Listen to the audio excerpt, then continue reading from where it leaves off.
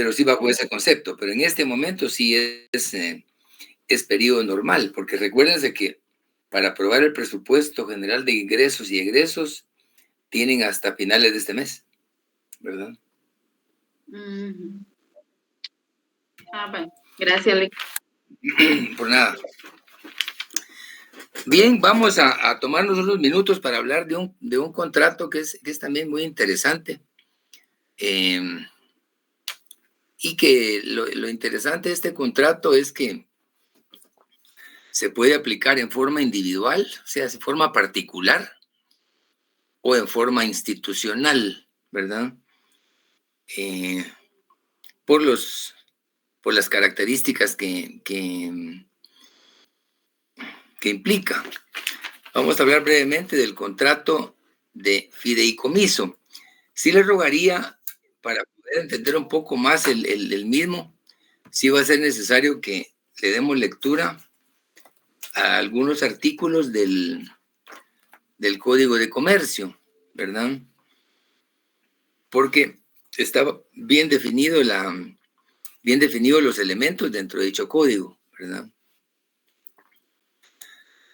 Inicialmente diríamos que, de acuerdo a una definición que nos dejó el connotado Arturo Villegas Lara, él definió el fideicomiso como un negocio por el que una persona llamada fideicomitente, que eso es muy importante, que vayamos, esto sí es importante, digamos, tenerlo memorizado y bien claro, porque son tres participantes en el mismo que son fundamentales y que no podemos confundirlos, porque cada uno cumple una función absolutamente distinta. Es decir, el fideicomitente transmite bienes a otra llamada fiduciario. Y fiduciario siempre va a ser un banco, siempre, o una entidad que sea autorizada por la Junta Monetaria, el fiduciario, con fines específicos y en beneficio de un tercero, llamado fideicomisario. O sea, a veces puede confundirse fideicomitente con fideicomisario, pero es diferente. El fideicomisario no es el comisario de policía, sino que es el que es beneficiario de la figura, ¿verdad? ¿Y por qué digo que lo interesante es que se puede aplicar a la persona particular o a una institución? Porque como es un negocio, una persona confía en la institución bienes o fondos para que exista un beneficiario, ¿verdad? La ley regula dos formas de establecerse un fideicomiso. Una de las formas es, o de las maneras de cómo se puede, digamos, dejar constancia o cómo crearlo, es a través de un acto testamentario. Es decir, al otorgar el testamento se puede otorgar a la vez, se puede definir cómo queda establecido el fideicomiso. Esa es una forma. Y la otra es a través de una escritura pública, es decir, un contrato, ¿verdad? En donde ya se establezcan los mecanismos, ¿verdad? Eso es digamos, lo novedoso del tema, que tiene dos formas de crearlo. Y ustedes dirán, por ejemplo, bueno, ¿en qué momento se puede, digamos, como aplicar a título particular? Varía, puede ser diferente la condición que se puede dar. Por ejemplo, puede darse en el caso de que una persona defina ciertos bienes o cierta cantidad de dinero para que se le otorgue mensualmente a un menor, por ejemplo. Regularmente se dan estos casos cuando hay un problema de salud, un problema de interdicción, por ejemplo, que una forma de garantizar la atención al menor es a través de un fideicomiso. en donde haya una persona que se responsabiliza de darle cumplimiento a esa condición, tomando en cuenta que el menor no puede valerse por sí mismo, ¿verdad? Y en ese caso, por ejemplo, se aplica a título particular, ¿verdad? Se crea el fideicomiso, a la hora que se den las condiciones, se empieza a ejecutar. Puede ser, por ejemplo, definir una mensualidad o todos los gastos derivados del menor en su atención en general, ¿verdad?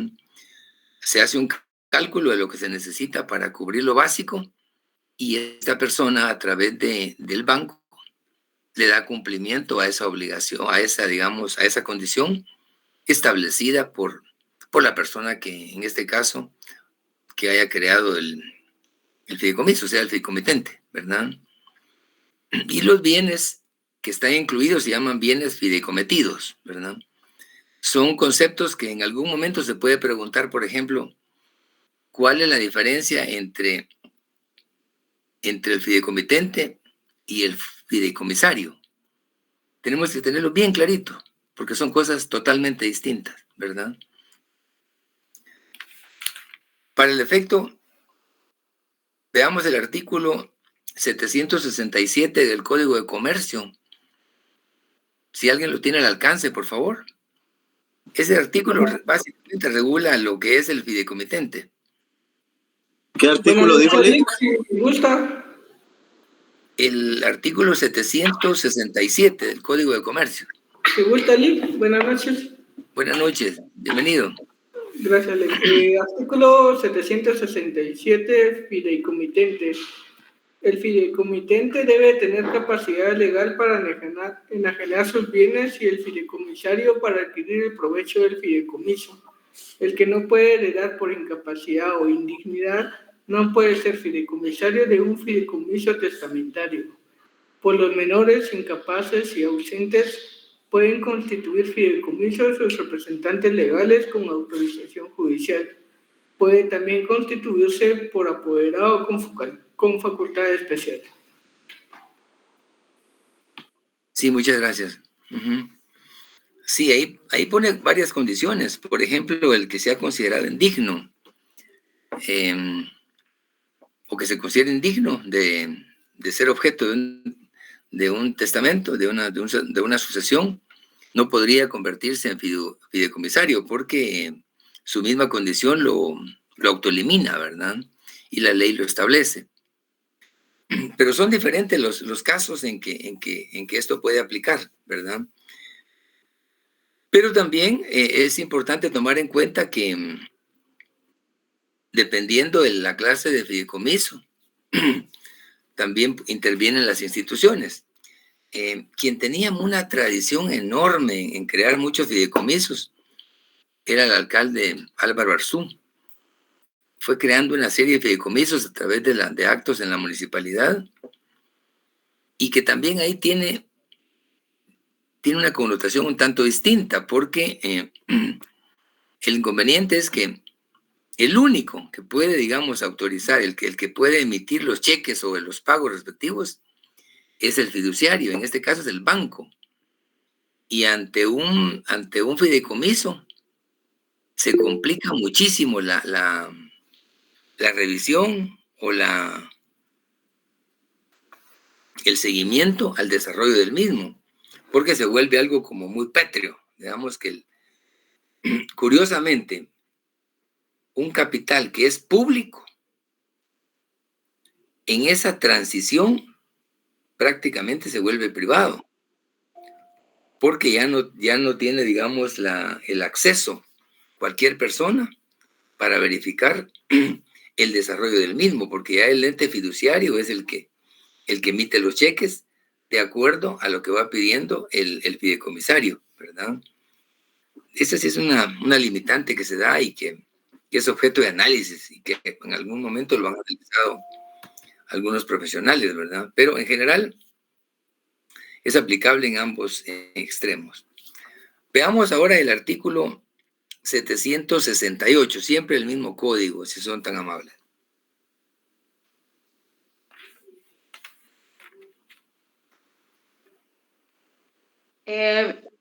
Artículo 768, fiduciario. Solo podrá ser fiduciario los bancos establecidos en el país. Las instituciones de crédito podrán asimismo actuar como fiduciarios después de haber sido autorizadas especialmente para ello por la Junta Monetaria. Sí, muchas gracias, Magali. Sí, efectivamente, aquí lo que nos define es a quién se le considera el órgano del ente fiduciario. Y básicamente es el banco, ¿verdad? O la entidad que haya sido autorizada por la Junta Monetaria, que es en materia monetaria, pues juegan un rol importantísimo, ¿verdad? La Junta Monetaria.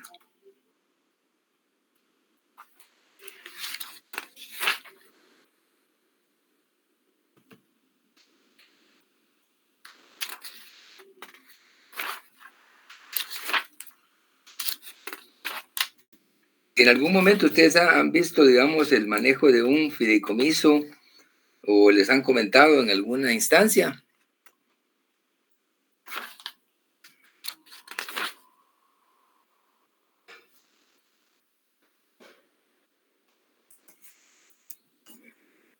No, ¿verdad? Yo creo que esto me equivoco. Creo que lo está usando ahorita el Fondo para la Vivienda, las pólizas, pero no estoy seguro, pero creo que sí, o es algo similar. Sí, ese fondo regularmente, hay un fondo, sí lo manejan a través de fideicomisos, ¿verdad? Y que cuando ya vence el plazo empiezan la liquidación del mismo y las investigaciones, pero durante el desarrollo del mismo hay un poco de opacidad en ese proceso. Sí, es el Fondo para la Vivienda, como una entidad e institución que depende del Ministerio de Comunicaciones, sí, efectivamente lo aplican, ¿verdad? Y cantidades fuertes, cantidades millonarias.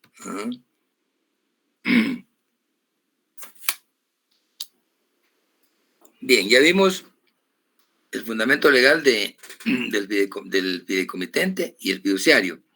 Ahora veamos la base legal del fideicomisario, el 769, que es la persona favorecida de los bienes fideicometidos. ¿Sí gusta, Nick? Sí, por favor. Artículo 769, fideicomisario. Fideicomisario puede ser cualquier persona que en el momento que de acuerdo con el fideicomiso le corresponde entrar a beneficiarse del mismo, tenga capacidad de adquirir derechos. No es necesario para la validez del fideicomiso que el fideicomisario sea individualmente designado en el mismo, siempre que en el documento constitutivo del fideicomiso se establezcan normas o reglas para su determinación posterior. El fideicomitente podrá designarse a sí mismo como fideicomisario. El fiduciario nunca podrá ser fideicomisario del mismo fideicomiso.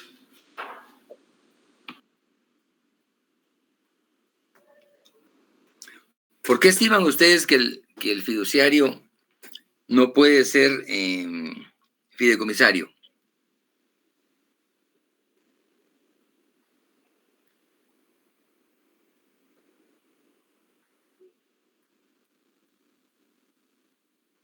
Puede ser por la garantía, ¿no? ¿Por qué otra cosa creen ustedes que se está limitando? El fiduciario puede ser solo los bancos y el fideicomisario cualquier persona. Sí, definitivamente tiene que ser banco, pero la razón de fondo. Profesor, buenas tardes. Considero que es por el beneficio, o sea, es el beneficiario básicamente. El banco no puede ser beneficiario de un mismo fideicomiso.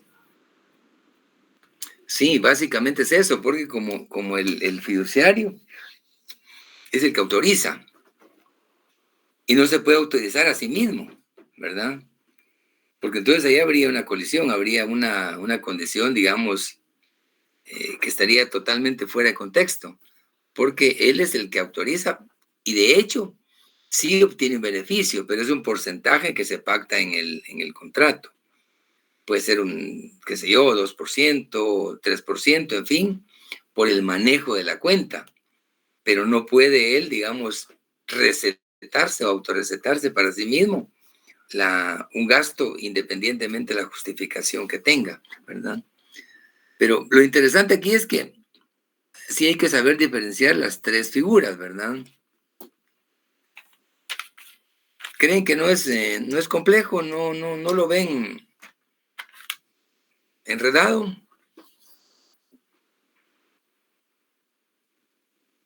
A la hora de preguntarles, por ejemplo, la diferencia, tenemos que estar bien claros, ¿verdad? Sí, tal vez donde tal vez se pueda medio confundir uno es entre el fideicomitente y el fideicomisario, porque tienen más o menos la raíz lingüística, pero el concepto es bastante claro. En el sentido de que uno es un banco, ¿verdad? Que solamente puede ser una entidad financiera. El otro es el beneficiario. Y el tercero, creo que es ay, se me olvidó. Es Fideicomisario. el que da, ajá, el de los bienes.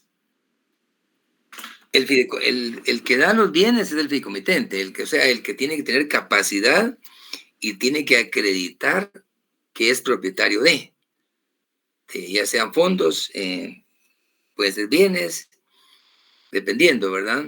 Y por eso la ley habla de que tenga capacidad y que pueda acreditar esos bienes. Y también el fideicomisario tiene que tener capacidad de recibirlos. Si se trata de un menor que no tiene esas capacidades porque no goza de, digamos, de derecho de acción plena o libertad de ejercicio, entonces para eso hay un representante, ¿verdad? Que tiene que estar, digamos, filtrado también a través de juez, para que esté facultado para poder, digamos, hacer efectivo el beneficio de ese menor, porque ahí el beneficio es para el incapacitado, ¿verdad? Y recordémonos que si, por ejemplo, esto se origina de un testamento, se hace efectivo a partir del deceso, ¿verdad? Entonces, la persona que deja, digamos, establecido este mecanismo, moralmente se siente, digamos, liberado o tranquilo, en el sentido de que al morir no va a quedar la persona desamparada, ¿verdad? Porque hay muchos casos en que hay familias con mucho poder económico, mucha capacidad, pero lamentablemente dentro de ciertas familias hay algo muy común que es tener hijos con taras, con limitaciones, ¿verdad? Entonces, para ellos ha de ser terrible tener tanto dinero, pero que al no estar ellos, los descendientes se queden en una situación de indefensión por su incapacidad, ¿verdad? Entonces, justamente para prever ese tipo de extremos, es que aplican esta figura, ya sea a través de un testamento o de un contrato, ¿verdad? Porque en términos, digamos, muy coloquiales o muy, digamos, si hablamos de clase media o media baja, pues difícilmente vamos a aplicar un fideicomiso, ¿verdad? Se da más con ciertas condicionantes, ¿verdad? Obviamente ahí está en la ley lo prevé y es lícito, pues, ¿verdad?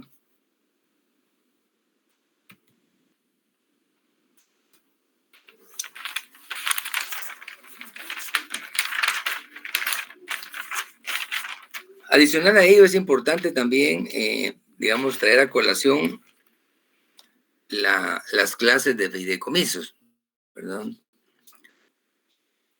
Hay fideicomisos que se aplican para efectos de garantía, que eso obviamente tiene mucha vinculación o relación con el cumplimiento de una obligación, ¿verdad? Hay también fideicomisos bajo el concepto de administración, fideicomiso de administración. Y el tercer fideicomiso, que es el de inversión. Ahí, cuando hablamos de inversión es porque hablamos de otro tipo de intereses, porque ya se está tratando de de generar a través de un fideicomiso, ¿verdad? Son particularidades que la ley lo prevé y dependiendo del interés, asimismo se le da forma, ¿verdad?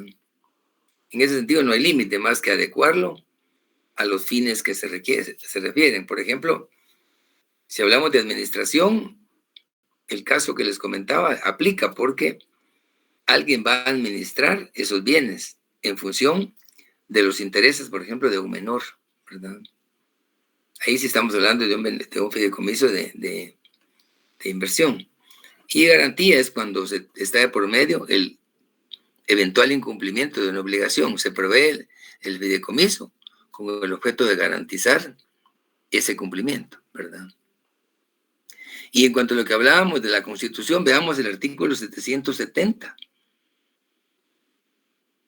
Siempre el mismo código. ¿Se lo leo, licenciado? ¿Sí es tan amable?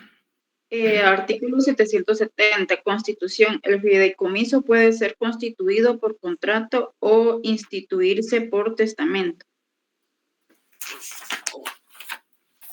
Sí, lo que decíamos al principio. Son las dos formas que la ley prevé. Contrato o testamento, ¿no? O sea que una pregunta puede ser, ¿cómo se constituye un fideicomiso? O ¿cuáles son las formas de constituir un fideicomiso? O puede ser una pregunta, digamos, ¿es posible crear un fideicomiso a través de un contrato? Y la respuesta ahí sería simplemente sí. O ¿hay prohibición para crear un fideicomiso a través de una sucesión testamentaria? La respuesta sería no, ¿verdad? ¿Cuáles son las formas de crear un fideicomiso? Ahí aplican las dos, ¿verdad?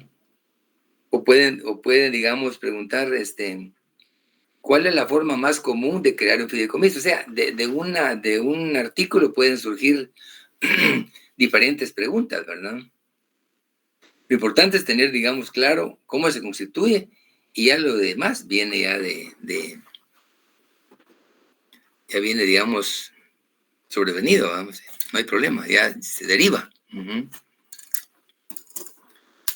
En cuanto a las características, es importante también tener claro que es principal, ya que tiene fines y vida propia. Es decir, las características que se enfocan en el fideicomiso. Es bilateral porque existen derechos y obligaciones de ambas partes, ¿verdad? Derecho, digamos, del fideicomisario, obligaciones incluso del fiduciario, en base a lo que el fideicomitente ha creado. Es oneroso porque implica cargas o gravámenes a ambas partes. Conmutativo, porque desde que se otorga el contrato, cada una de las partes conoce y sabe que pueden haber pérdidas o pueden no haber, ¿verdad? De tracto sucesivo, debido a que el cumplimiento de las obligaciones tienen plazo. Digamos, si por ejemplo se establece que se tiene que dar una cuota mensual, tiene que ser mensual, ¿verdad? Entonces, a eso se le llama tracto sucesivo, porque es continuo, y ahí tiene que haber cumplimiento, ¿verdad? Y es solemne porque está establecido en la ley y existe el contrato. El concepto de solemnidad lo vemos en el artículo 771, que nos dice: el contrato de fideicomiso debe constar en escritura pública, en el acto de suscribirse, debiendo constar la aceptación del fiduciario en el mismo acto y consignándose en el documento el valor estimativo de los bienes. Porque un fideicomiso puede incorporar muchos bienes y se tienen que estimar, ¿verdad? A eso se refiere, digamos, el tracto sucesivo, ¿verdad? ¿Alguna inquietud? He escuchado que el fideicomiso de inversión, normalmente el fideicomitente se vuelve fideicomisario de ahí. ¿Eso es cierto o estoy mal? Sí, esa es la diferencia, digamos, en que el fideicomitente sí puede en algún momento ser fideicomisario, ¿verdad? A diferencia del fiduciario, a diferencia del banco, ¿verdad? Sí es posible esto, la ley sí lo prevé. O sea, si hablamos aquí de 3 incisos, A, B y C, A puede en algún momento convertirse en C, pero B no puede convertirse en A o en C, ¿verdad? Pero sí es posible esa figura, ¿verdad? Pero en este caso, partiendo de la clase de fideicomiso. Gracias, Lick. Por nada. ¿Cuáles creen que son las obligaciones previas a tomar en cuenta de este tipo de contrato?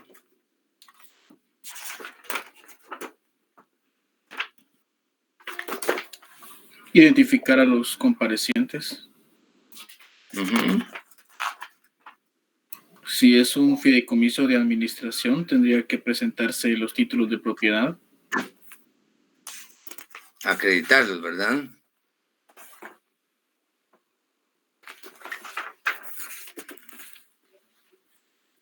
Sí, básicamente son esas dos, digamos, identificación de los comparecientes y acreditar los bienes como obligaciones previas, ¿verdad? Mientras que las posteriores son muy similares, que consisten en emitir los testimonios, el especial, el primer testimonio, ¿verdad? Proceder a los avisos y en su momento, pues, pensar en honorarios, porque todo esto genera honorarios, ¿no?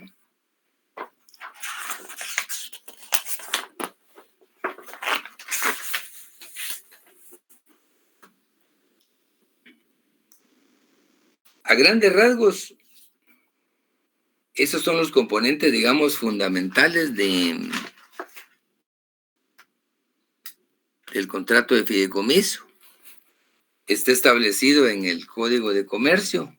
Lo pueden ustedes verificar desde el artículo 766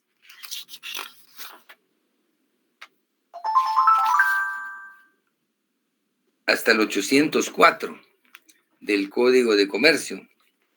Y es bien interesante, digamos, profundizar en el mismo porque se dan las diferentes variables en cuanto a los efectos, las facultades, se habla sobre el patrimonio, los derechos que adquiere tanto el fiduciario, los componentes, los que intervienen, ¿verdad? La inembargabilidad de los bienes y las particularidades, digamos, si es necesario la remoción del fiduciario, por ejemplo, si en algún momento el banco no llena las calidades o no cumple con lo establecido en el contrato, el fideicomitente tiene la facultad de cambiar fiduciario, ¿no? En el caso de que sea a través de un contrato. Porque si es a través de un testamento, ahí sí está complicado, porque ya no creo que San Pedro le dé permiso para que regrese, ¿no?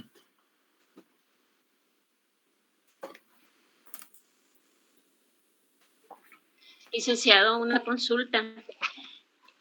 Una vez instituido el fideicomiso con una institución bancaria o una entidad financiera, ¿hay forma de ir fiscalizando ese fideicomiso? Es que a eso me refería, digamos, en algún momento. Cuando se crea institucionalmente, es bien complejo, porque ni siquiera la Contraloría tiene acceso, porque el problema que se da es que ya constituido, recordémonos que los bancos dependen de la fiscalización de la Junta Monetaria, ¿verdad? O de la IVE, en fin, las entidades bancarias tienen su propia regulación. Entonces no hay acceso a establecer ese tipo de digamos, de erogaciones que se van dando. Obviamente, quien sí tiene conocimiento de lo que se va erogando es el beneficiario, ¿verdad? Pero cuando es un proyecto, por ejemplo, de vivienda, en que el banco lo que hace es acatar la instrucción que recibe para hacer la erogación, ¿verdad? Ya sea de un anticipo de pago, o un pago total o un pago parcial. Sí es limitante la fiscalización, bastante. Al extremo que a veces se vuelve muy cuestionable porque justamente no hay certeza de que sea transparente el movimiento. No porque se dude del banco, sino por las condiciones que se han pactado, ¿verdad? Sí, exacto. Eso era lo que yo tenía duda, ¿verdad? Si en algún momento podía haber una malversación de parte del fiduciario, digamos, ¿verdad? Con respecto a la realización del fideicomiso. Lamentablemente no se descarta esa posibilidad y la forma en que a veces se intenta establecer es cuando hay cuando se da la liquidación del mismo y ahí sí ya intervienen auditores para escudriñar el cumplimiento del mismo, pero regularmente eso ya pasó, pues, ¿verdad? Y recuerden que la lotería pasada no es pagada, dicen, ¿verdad? Entonces muchísimas cosas se han dado en el país. ¿Cómo?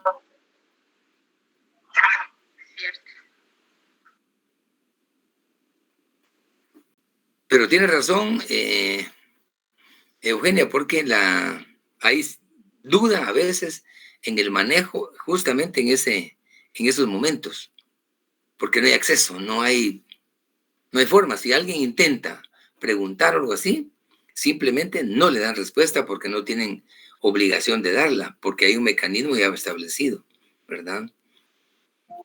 Pero sí se puede dar la opacidad. Prácticamente se esconde el fideicomiso, ¿verdad? Para no ser fiscalizado.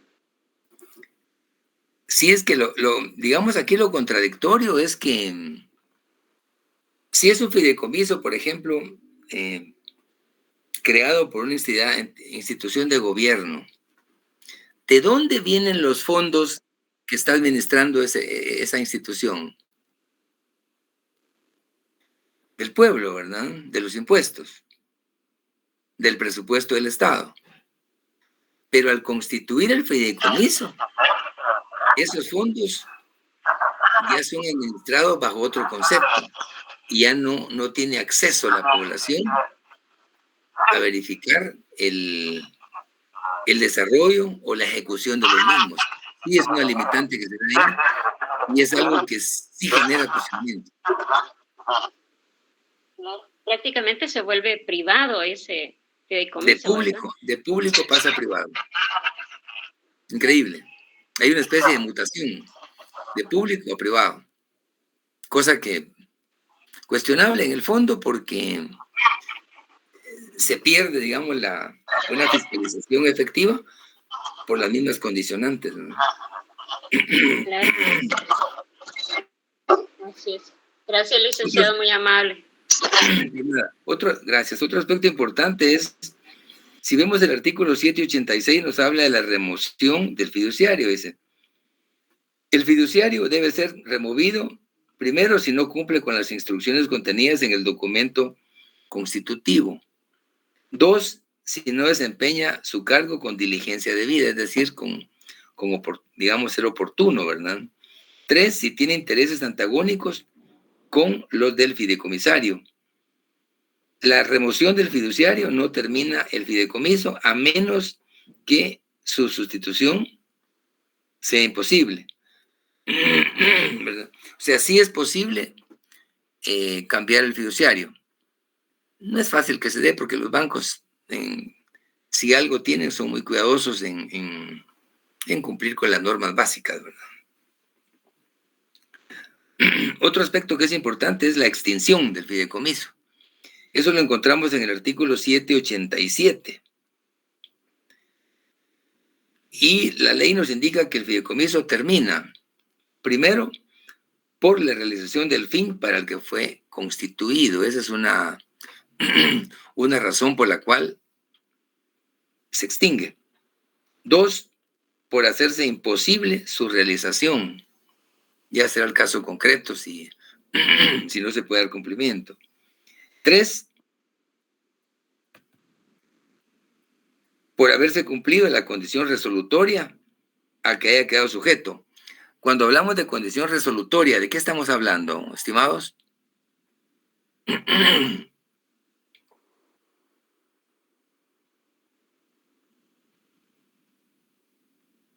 ¿A qué nos referimos cuando hablamos de resolución? ¿O cuál es la diferencia entre rescisión y resolución?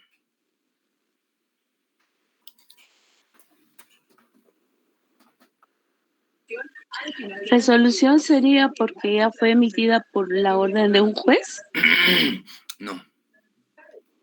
Sería la rescisión es dejar sin efecto un contrato. Sí, dejar efecto sin un contrato pendiente de cumplimiento. Ahora la resolución es la forma de terminar el contrato en el caso de que haya una condición que lo haga, que establece de que finaliza por ese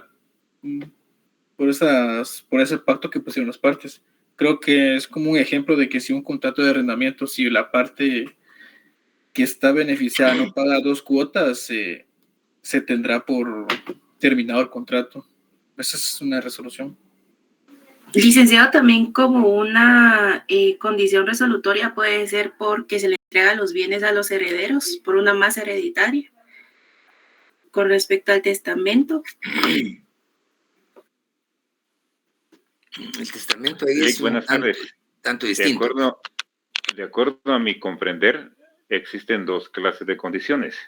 La condición suspensiva, que es la que cuando se cumple, se extingue la obligación. Y la condición resolutoria es que cuando se cumple, se inicia la obligación. Gracias, Eric. Gracias. Vean, para no confundirnos, cuando hablamos de rescisión, es porque estamos dejando las cosas en el lugar en que se encontraban. Queda sin efecto el contenido de un contrato. Pero para que quede sin efecto, tiene que ser a través de otro contrato. Que sea rescisorio, ¿verdad? Es decir, la rescisión deja sin efecto un contrato, pero es a través de otro contrato, por diferentes causas.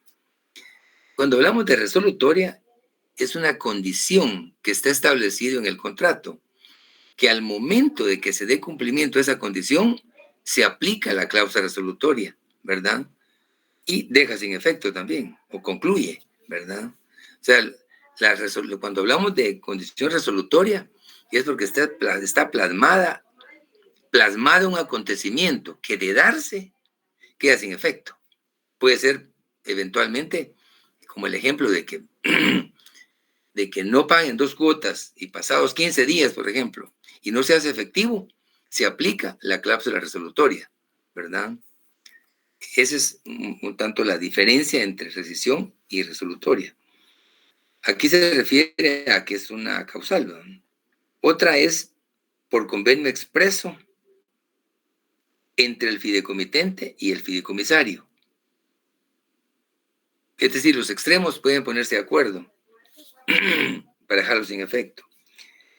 Otra es por revocación hecha por el fideicomitente, cuando se haya reservado ese derecho. Recuerda que el fideicomitente es el que pone los bienes, ¿verdad? Por renuncia, no aceptación o remoción del fiduciario. Por transcurso del plazo máximo de 25 años, que eso sí se me había escapado.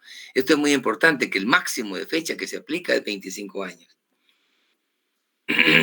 A menos que el fideicomisario sea incapaz, enfermo, incurable en institución, o por sentencia judicial, que también puede poner fin a un fideicomiso, ¿verdad? Pero el plazo, digamos, que la ley establece como máximo son 25 años, aunque obviamente siempre hay alguna excepción, ¿verdad?, en el tema.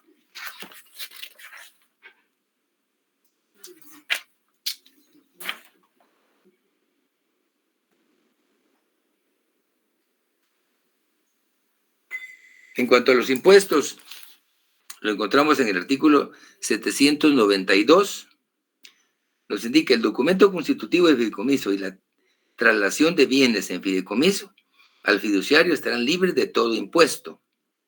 Igualmente, queda exonerada de todo impuesto la devolución de los bienes fideicometidos al fideicomitente a la terminación del fideicomiso.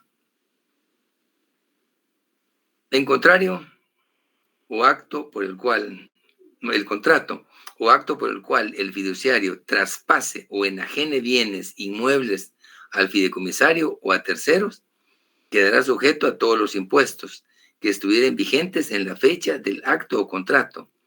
Pero en caso de fideicomisos testamentarios, en lo que se refiere a inmuebles, el impuesto se graduará según el parentesco del fideicomitente con el respectivo fideicomisario. Aquí es un tanto difícil de entender aparentemente, pero se refiere a diferentes condiciones que se dan cuando se transfieren los bienes a terceros. En ese caso, sí ya se aplican los impuestos, ¿verdad? Pero si es solo como una forma de disolución y de retorno, no incurre en pago de impuestos, ¿verdad?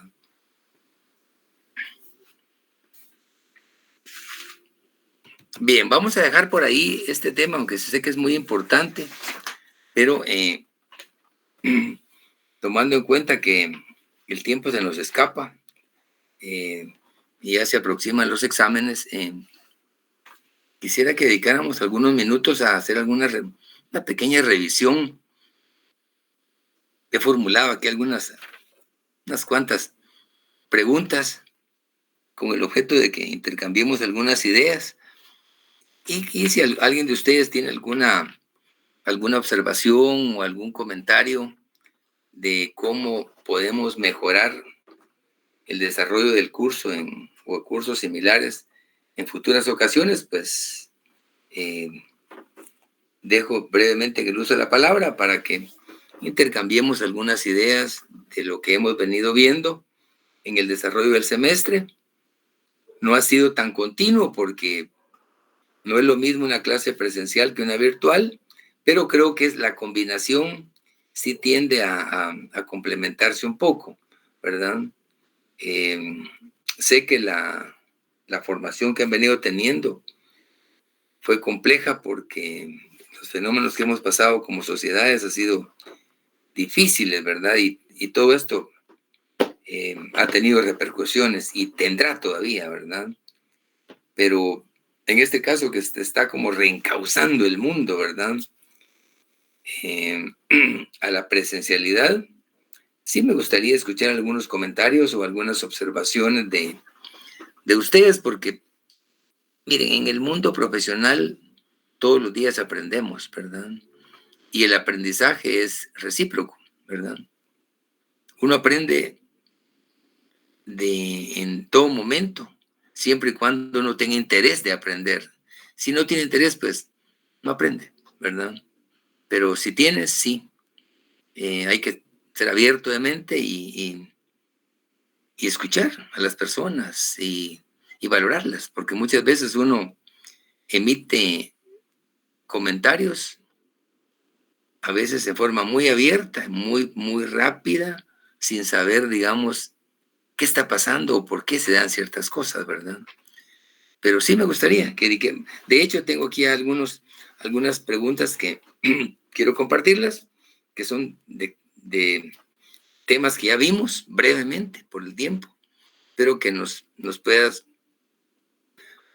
permitir un refresco ahí sobre lo que se ha venido desarrollando, ¿verdad?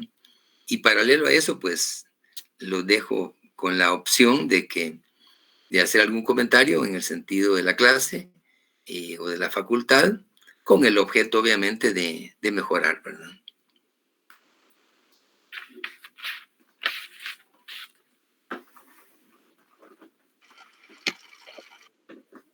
Buenas noches, licenciado. Buenas noches. Y compañeros, pues con respecto a su cátedra, considero yo que vamos a estar, bueno, y algunos compañeros van a estar de acuerdo también con mi comentario, pero creo que ha sido una excelente cátedra que siempre ha estado impartiendo. Veo que es un licenciado que le ha dedicado tiempo a la cátedra, ¿verdad? Utiliza el tiempo y tiempo necesario para poder explicar, para poder aclarar dudas, para poder dar revisiones, y creo que ahí sí que no se complica la vida tanto como otros licenciados al final, ¿verdad? Porque creo que no ha sido un tropiezo ahorita en el 10º semestre, en un curso que muchas veces es de los más difíciles o el más complicado, pero pues ahí sí que solo realmente eso, ¿verdad? Que gracias por el tiempo y porque se ha dedicado a dar una buena cátedra, pero de lo contrario en cosas negativas considero que a mi parecer pues no. En el transcurso de estos 5 años pues han habido licenciados que sí son muchas veces un tropiezo para los estudiantes, pero en su caso no es así. Y eso que ya es el último semestre y pues únicamente si hay que dar observaciones, considero yo que de nuestra parte creo que son observaciones buenas, que ha dedicado el tiempo necesario para cada estudiante y eso se le aprecia únicamente. Gracias, licenciado. Muchísimas gracias. Buenas noches, licenciado.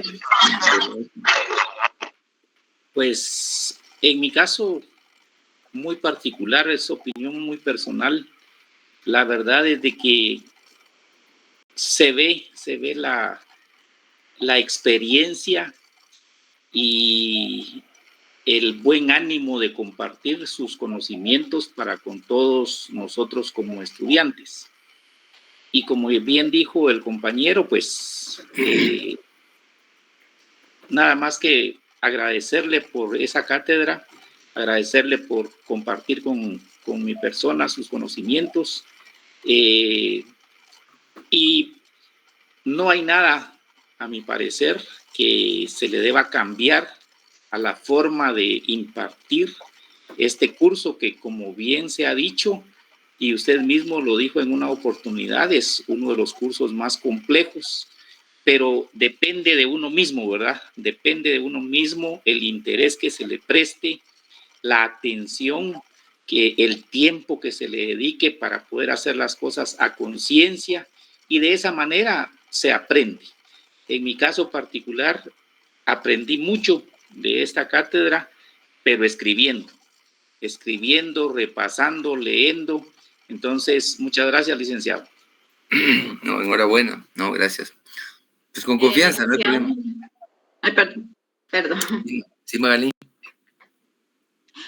No, yo también, licenciado, agradecerle especialmente muchas cosas de que como usted aprendí a estudiar y pues, como dice el compañero, algunos licenciados nos pusieron piedritas ahí en el camino, pero con todo eso se aprende y le agradezco mucho. Gracias por compartir su conocimiento. Me gustó cómo se dirigían hacia nosotros, me gustó mucho su vocabulario y de algunas personas, pues, de algunos licenciados, de que mis respetos con usted, Lick, y aprendí con usted a crecer y a querer, pues, la carrera, pues, porque esa es la que yo quería, ¿verdad? Y, pues, en el futuro esperar que siempre sigamos en contacto algún día, ¿verdad? Y agradecerle, padrino, de antemano, ¿verdad? Y pues hay una palabra muy, muy bonita, pues que es importante para mí, que aprendí a crecer con su cátedra, ¿verdad? Y tuve muchas malas experiencias, pues en el transcurso de estos cinco años, ¿verdad? Y más que todo en la tecnología, que al principio, pues, a mí se me dificultaban, pero conforme el tiempo aprendí, y gracias, licenciado, por ser así. Pues hay que ver que, pues, lo bueno, ¿verdad? No hay cosas malas en su cátedra. Gracias, licenciado. No, muchas gracias. No, yo les agradezco sus comentarios muy positivos. Licenciado, yo me uno al comentario de mis compañeros. Realmente una excelente cátedra, no solo usted como catedrático, sino también como persona. La forma en que siempre se dirigió a nosotros con respeto, pues la verdad es que se valora mucho, ¿verdad? Porque no es solo ser un buen catedrático, sino también enseñarnos a ser buenas personas y tratarnos con el respeto nos merecemos.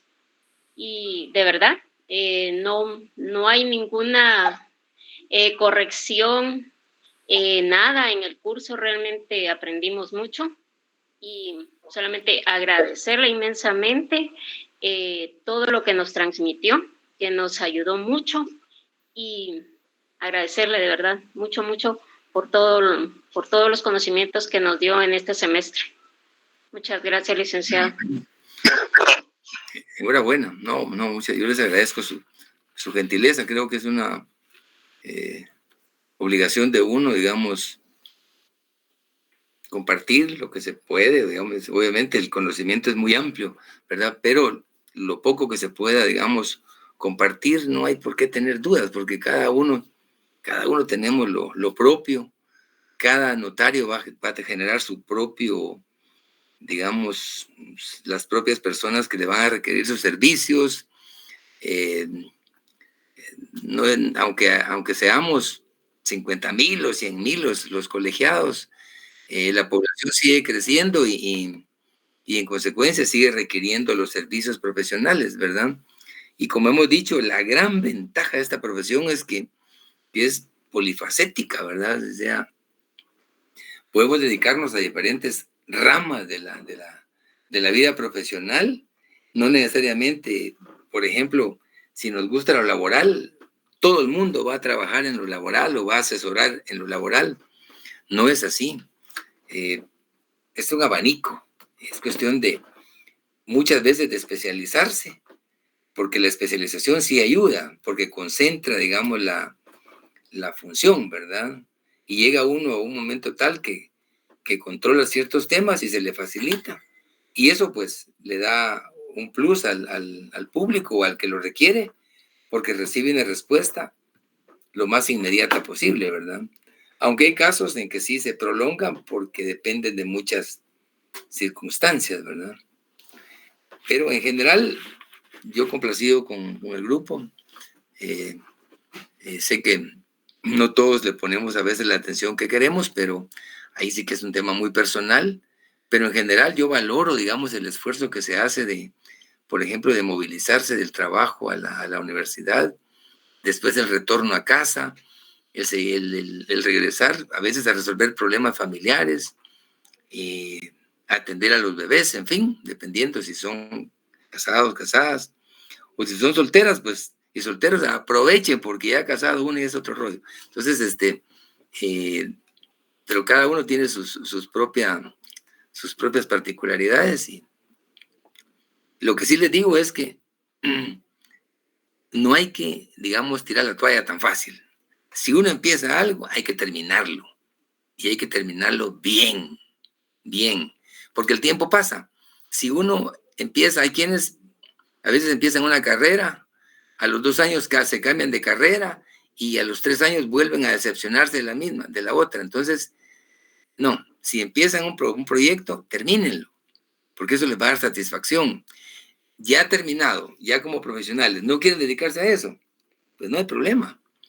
Pueden dedicarse al comercio, pero ya tienen una base que les va a facilitar cualquier tarea que deseen emprender, ¿verdad? Entonces, eso es lo bonito del derecho, lo versátil, ¿verdad? Que eso implica, que conlleva, porque las leyes se integran, ¿verdad? Es cierto que hay cosas que decepcionan. Decepciona a veces la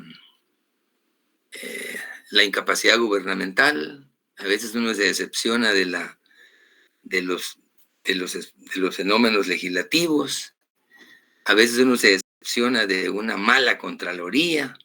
Entonces, hay muchos temas que en este país tenemos que mejorar, pero aún así hay que hacer esfuerzos para salir adelante y poder superar esas cosas, porque si no, veamos el ejemplo tan cercano. La democracia por excelencia en el mundo ha sido Estados Unidos, históricamente. Sin embargo, actualmente, cualquiera se detiene a analizar qué está pasando, ¿verdad? Porque acá en nuestro medio, por ejemplo, una denuncia lo inhabilita a uno para hacer algo, para participar en algo. allá ha pasado de todo y sigue pasando. Entonces, dice uno, ¿cuál es el ejemplo, verdad? Incluso a veces cuando uno ve casos como lo que está pasando en nuestra corte, que no se ponen de acuerdo para elegir presidente, dice uno, si lo que nos han enseñado en las aulas no es eso, pero son fenómenos que salen a veces del esquema y tenemos que superarlos porque es parte de la vida, ¿verdad? Así como se crece, a veces se llega lejos, a veces se retrocede, a veces se estanca, pero es parte de la vida, ¿verdad? Bien, vamos a dedicar unos minutos a revisar algunos aspectos que podrían darnos algunos elementos de recuerdo de lo que hemos venido haciendo. Tengo acá un promedio de unas 10 interrogantes muy sencillas. Brevemente me gustaría que alguien que las sepa contestar, compartamos esa respuesta. Por ejemplo, les pregunto, ¿qué es contrato?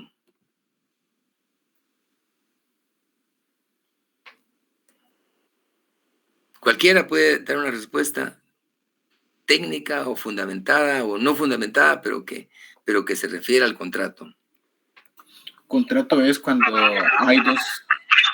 comparecen dos personas en crear, modificar, extinguir determinadas obligaciones de carácter patrimonial.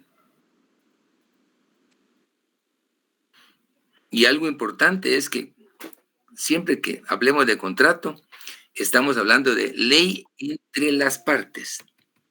Ley es una ley, ¿verdad? Porque tiene que aplicarse, es obligatoria, ¿verdad? Es coercitiva, tiene ese tipo de características, ¿verdad? ¿Qué entendemos por instrumento público?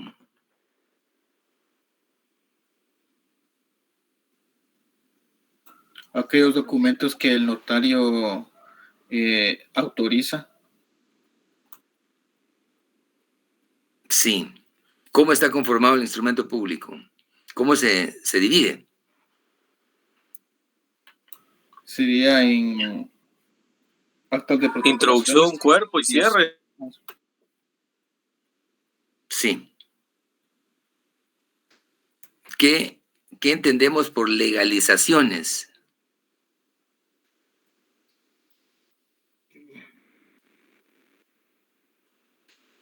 Darle legalidad a un documento. ¿Cómo? Para mí es darle, legalizar algo, ¿verdad? Enfocándolo al ámbito del notariado, es darle legalidad a un documento. Dar certeza jurídica. ¿Cómo? Dar certeza jurídica a algún documento. Darle certeza jurídica. ¿Qué está de por medio ahí en la legalización? La fe pública. Correcto.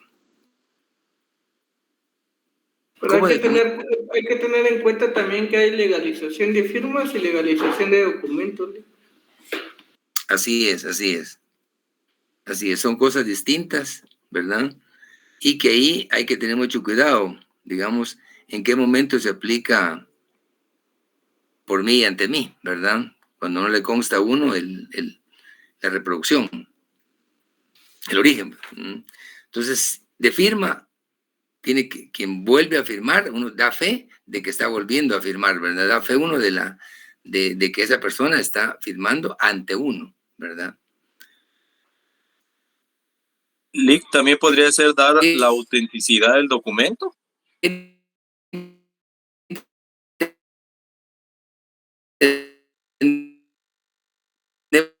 Por acto, nosotros estamos aplicando la fe pública.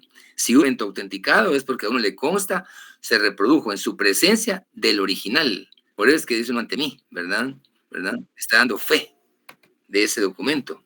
Y aunque no se convierte en original, pero le da certeza jurídica que se deviene de un original. Lo que sí hay que tener mucho cuidado es justamente en un acta de autenticación, en el sentido de que uno no puede también autenticar una fotocopia. Porque ¿qué sucede si esa auténtica llega a poder de una entidad que tiene en su poder el original? Se caería uno en un problema serio como notario, porque uno está diciendo que está reproduciendo el documento de su original, pero si no lo tiene, no puede dar fe de que se deriva del original. Entonces tiene mucho cuidado, ¿verdad? Especialmente cuando alguien le dice, vos autenticame esto, mira, me urge, tengo prisa, tengo que presentarlo ya.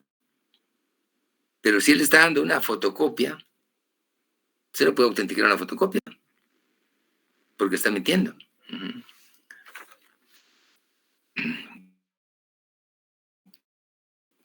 ¿Qué entendemos por actas notariales? ¿Cómo se inicia un acta notarial? Con el lugar y fecha, y después colocar, sí, lugar, sería el lugar, la hora y la fecha. En la ciudad de Guatemala, el 14 de noviembre del 2024, siendo las 18 horas con 30 minutos, yo, Amílcar Estuardo Mazariego López, notario, y pues la constitución del lugar donde me encuentro. ¿Y cómo concluye? Con el no habiendo más que hacer constar, termino la presente acta, la cual está contenida en 2 hojas. Consta si firma o no la persona, Lick, y si no, solo el notario. Así termina. ¿Y la hora? Con el horario. Ahora, mucho cuidado, sí.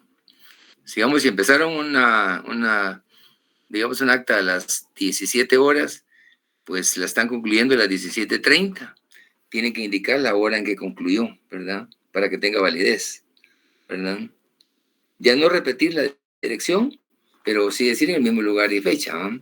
Pero sí, la hora es importante de establecerla porque, bueno, es un requisito legal, ¿verdad?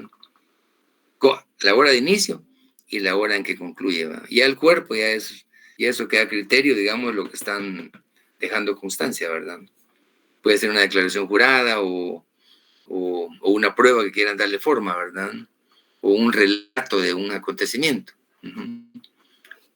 Ahora, ¿cuáles son las clases de testimonios y cuál es su fundamento legal?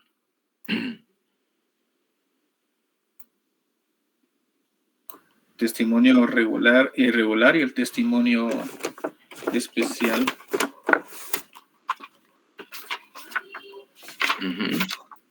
Y ¿Dónde hemos regulado la figura? Testimonio especial. Están en el código de notariado, solo que está en el artículo 66. 66, sí. 66. Sí. Hay testimonios irregulares. Eso sí es un poco complejo a veces, porque son casos muy especiales, que se llaman irregulares o hijuelas. Ahí, por ejemplo, cuando se hace división de la cosa común o cuando hay un bien que está en nombre de muchísimas personas, inscrito, digamos, como finca, pero a nombre de, por ejemplo, de 50 personas. Se puede, digamos, dividir ese bien y a cada testimonio que se le otorga a cada uno de ellos, ese es un testimonio irregular. Se le llama hijuelas, ¿verdad? Son testimonios mucho más concretos que se aplican a cada uno de ellos, previo a que pase obviamente al registro de la propiedad para poder desmembrar y convertirlo en finca distinta, ¿verdad? Es bien complejo el asunto, pero sí se da cuando hay un bien que está a nombre de muchísimas personas y cada uno quiere tener su propia finca, ¿verdad? De ahí surge el testimonio irregular o, entre otros, o hijuelas que le llaman. ¿Qué es protocolo? Disculpe, Lick, el testimonio irregular que usted acaba de mencionar, o hijuela, empieza con la letra I latina, la palabra hijuelas. No, tendría que ser, digamos, latina, sí, perdón, latina. Ajá. Gracias, Eric. Espero no estar equivocado, porque no podría llevar H ahí, ¿no? Sí. Ajá, pero es un caso muy particular que se da, son excepciones, ¿verdad? Uh-huh. ¿Qué entendemos por protocolo? Es una colección ordenada, licenciado, de las escrituras matrices y actas de protocolización. Razones de legalización de firmas están en el artículo 8 del Código Notariado. Protocolo. ¿Cómo se apertura el protocolo?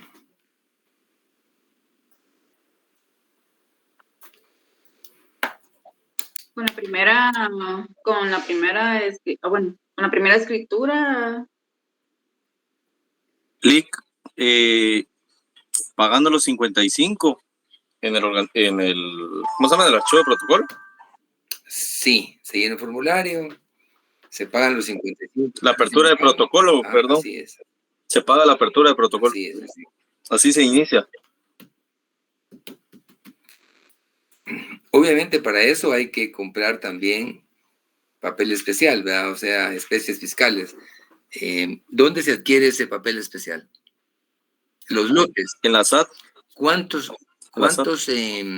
folios conforma un lote? ¿O cuántas hojas? 50 más los 5 que le dan de comisión. 55, ¿verdad? Y tiene que ser uno cuidadoso en la numeración, ¿no? Empezando con la 1, 2, hasta donde pueda cartular durante el año, ¿verdad? Hasta el momento en que defina cerrar el protocolo durante el año, ¿verdad?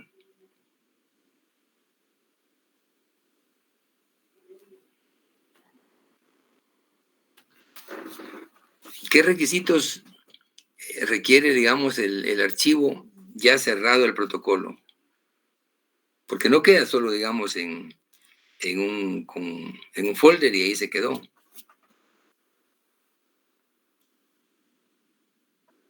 ¿Empastarlo? Sí, es uno de los requisitos, sí, empastarlo. Y ya empastado hay que ser muy cuidadoso porque tiene que estar incorporado no solo todas las escrituras, sino que todos los documentos que sean objetos de protocolación, ¿verdad?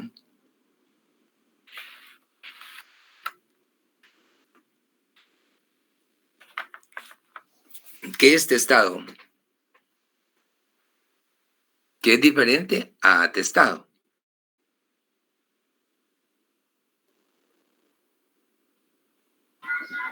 El testado es la corrección de un dato mal consignado dentro de la escritura. ¿Qué? Pero ¿cómo lo hacemos valer? ¿Cómo lo aplicamos técnicamente? Si por error, póngale, se puso Martínez con Z y era con S, entonces con una línea dentro de Martínez se anula, podría decirse, y entre diagonales se pone Martínez con S. Y ya al final de la escritura se dice Martínez, omítase, y entre líneas Martínez, léase. ¿Cómo se le llama a ese proceso de testado? Para que la ley lo considere válido.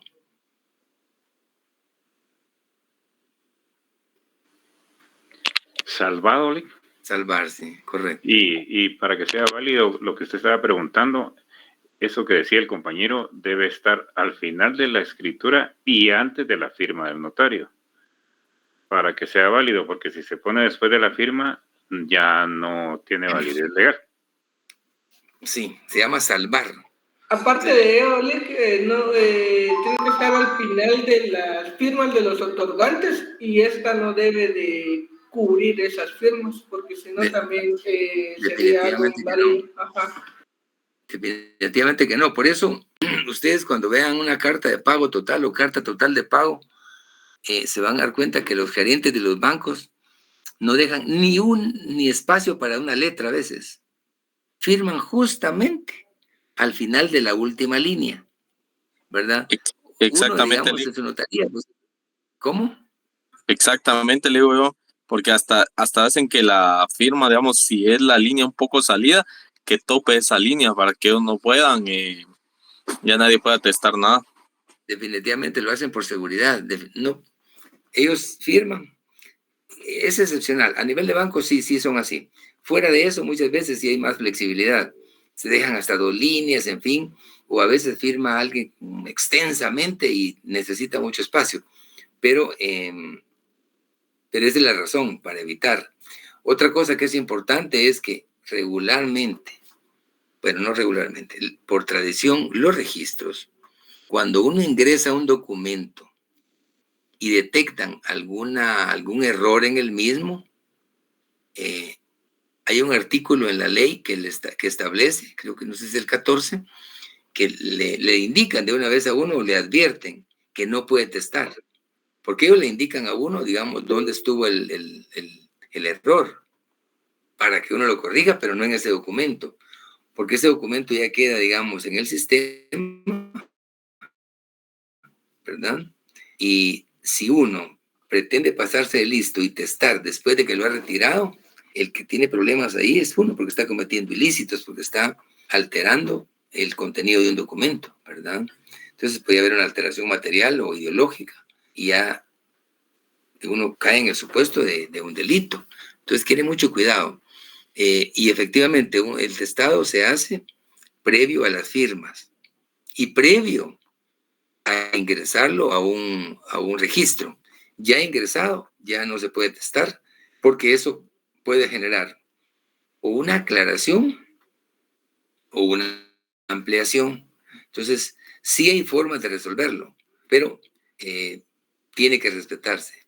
Otra cosa, si se testa, digamos, se corrige en una línea y entre renglonaduras se coloca la palabra correcta, pero no se salva, se tiene por no puesta. O sea, nunca nace a la vida jurídica esa corrección porque no se hizo adecuadamente, ¿verdad? O sea, son cosas muy pequeñas, pero que inciden enormemente. Sí, el ejemplo que usted da de que ya no dejan hacer testados después de ingresado, más que todo es en el mercantil, siempre le hacen esa observación a uno, que ya no se aceptan, ¿cómo se llama? Testados, no recuerdo ahorita la palabra. En el archivo de protocolos también no le permiten usted. En los, Ahí por también, ejemplo, en los mandatos. No le permiten. Ni intenten hacerlo porque caería en un problema que les va a afectar. Tampoco en repejo, ¿verdad? Ya no se puede testar, ¿verdad? Lo mandan a ampliar, como usted dijo. Sí, y otra cosa que hay que tener cuidado, porque en algunos casos admiten la aclaración cuando es un tema de forma y que es un error puramente notarial. Pero si es un problema de fondo, tiene que ser ampliación. ¿Y qué implica la ampliación? Que tienen que comparecer nuevamente las personas que originalmente comparecieron en el documento, ¿verdad? Esa es la diferencia. En cuanto a las funciones notariales, ¿quién me puede decir por lo menos unas 3?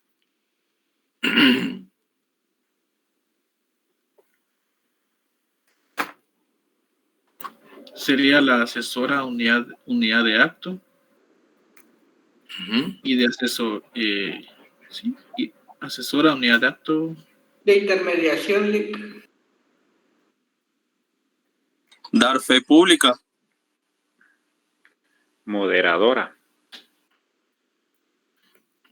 Autenticadora. Autenticidad. Sí, son parte desde la asesoría, la modulación, la autenticadora. Son importantes porque todas cumplen una función, ¿verdad? En relación al pago de impuestos, ¿qué impuestos son los que paga un testimonio especial? Depende del monto. ¿Cómo? Pero independientemente del monto, ¿qué especies fiscales se aplican? Timbre fiscal y notarial.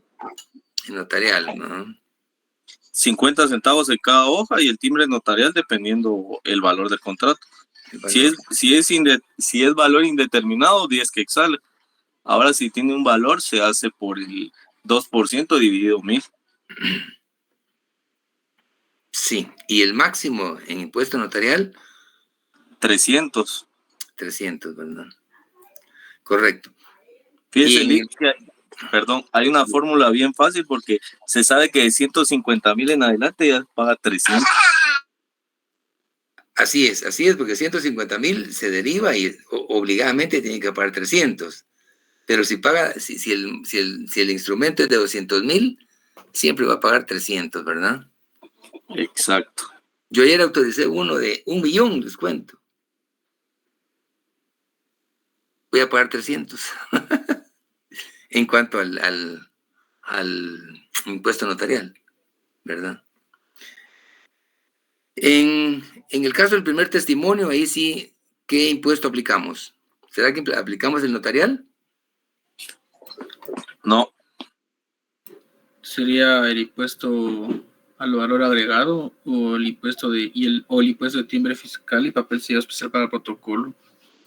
Sí, ahí sí depende el valor, ¿va? Puede ser un 12% o puede ser un 3%. Por ejemplo, ¿cuánto se paga por las mejoras que se apliquen en un contrato? El 3%. ¿Cuánto? ¿Cuánto dijo, compañero? ¿El 3%? No. Es el 12%. Terrible, es el 12% usted. El 3% es cuando es segunda venta, digamos, es una compraventa, por ejemplo. Por último, dígame algunas prohibiciones que tiene uno como notario. Sacar el protocolo del país. Autorizar actos para sí mismo. a los familiares del notario. Si veamos ahí para mayores elementos el artículo 77. Por último, ¿qué temas están regulados en jurisdicción voluntaria que son del conocimiento notarial? La ausencia, reconocimiento de preñez y parto, gravámenes de bienes de menores ausentes o incapaces, cambio de nombre, proceso sucesorio intestado y testamentario. Tercero. Sí, identificación de tercero. Subasta voluntaria, determinación de edad. Rectificación de acta de partida de nacimiento.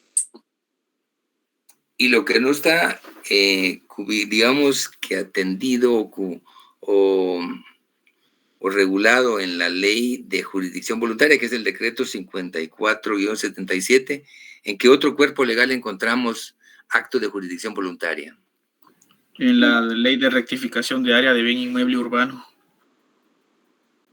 Sí, también se aplica, sí. ¿Qué otro cuerpo legal? Código procesal civil y mercantil. Sí, efectivamente, en el procesal civil y mercantil, ahí sí que nos damos gusto en los temas que se pueden abordar, ¿verdad? Bien, por aquí nos quedamos un poco con las preguntas, se nos fue el tiempo. Les recuerdo que ya se aproxima el examen final, les deseo suerte siempre y cuando estudiemos mucho. Una pregunta antes de que finalicemos la clase, solo para ser puntuales. ¿Desde dónde va a venir el contenido del examen final? Es decir, después de la primera clase, después del segundo parcial, hasta lo que vimos ahora.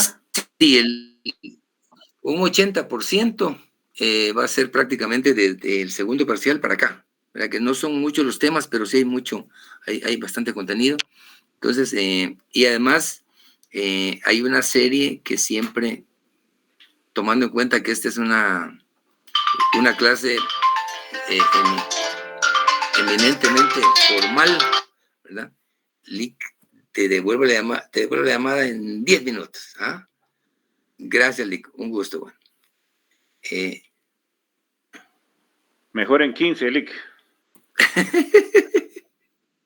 Ese es un buen cliente, es un amigo que le dice a uno, mira, vos necesito un par de escrituras, ¿cuánto me cobras? 5,000, bueno, ¿lo querés ya o después? No, como que realizan. Entonces, no anda con rodeos. Esos son los clientes que no hay que dejar ir. No se puede. No se puede, ¿verdad? Porque uno a veces salarialmente para ganar 10,000 tiene que asistir 30 días a una institución pública o una empresa, y en la notaría a veces en un día lo hace. A veces el pato nadie, a veces ni agua toma. Con el contrato de ayer, licenciado. ¿Cómo? Con el contrato de 1 millón de ayer. Sí, algo queda ahí. Les decía que vamos a tomar en cuenta, básicamente después del segundo parcial, digamos con un 80%, pero dentro del examen, como es eminentemente formal, sí siempre vamos a preguntar, vamos a ver una serie de 10 puntos aplicable a la escritura que vamos a pedir, y tal como les había dicho, la escritura que vamos a conocer va a ser escritura de compraventa. Sí quiero que por favor redactemos adecuadamente una compraventa, ¿verdad? Porque les estoy anticipando el instrumento que voy a preguntar en el examen. Obviamente las otras 2 series pues sí son preguntas distintas y un modelo distinto, pero que siempre es en el marco de lo que hemos venido viendo, ¿verdad? Lo que me interesa es explorar y que aprendamos lo más posible, ¿verdad? Y que podamos dilucidar una cosa de la otra, y porque estos son conocimientos que nos quedan para el ejercicio profesional, no es para ganar un examen. Un examen disculpe. ¿Sí? Si uno tiene hojas de esas tipo protocolo, las puede llevar, porque a mí me queda la letra muy fea en las hojas en blanco, para que se vea un orden. Bueno, si es necesario, sí.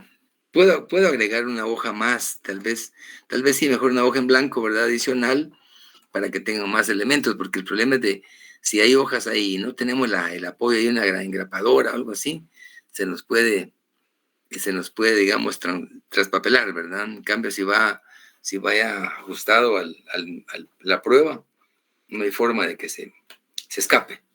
Pero es válido, si alguien quiere llevarlo como un accesorio, ¿verdad? Entonces quedamos claros que desde la clase de comestible para acá. Fundamentalmente eso va a ser. Siempre va a haber un par de preguntas aisladas, pero el fuerte es lo que no ha sido objeto de evaluación, ¿verdad? Y incluyendo obviamente la escritura de compraventa, que esa la pueden hacer en una hoja, máximo 2 hojas, pero bien concentrada la información, ¿verdad? Pero no empezando en un ángulo y terminando en el otro, no. Tratemos de llevar la verticalidad y la horizontalidad en la escritura. Así es que ha sido un gusto poder compartir con ustedes esta cátedra, y nos vemos Dios mediante ahí el día del examen, y les sugiero prepararse, no para el examen, para la vida, ¿verdad? Gracias, Lick, por todo. Pase feliz tarde. Que Dios les bendiga.